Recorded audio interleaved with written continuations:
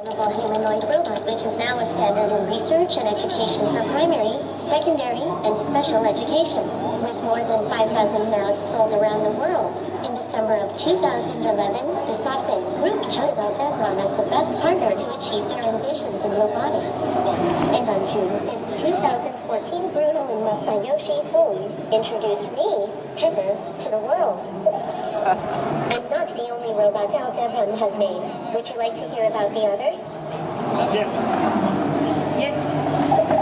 There are already 2 other Aldebaran robots. Now is a small and cute humanoid designed to be a true daily companion with an innovative educational platform.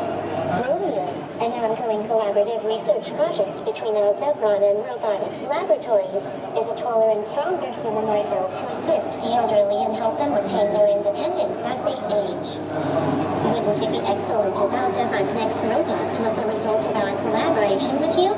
The very idea makes me so excited. My processor is racing. Would you like to talk about what I can bring to your business or Aldebaran's cloud solutions?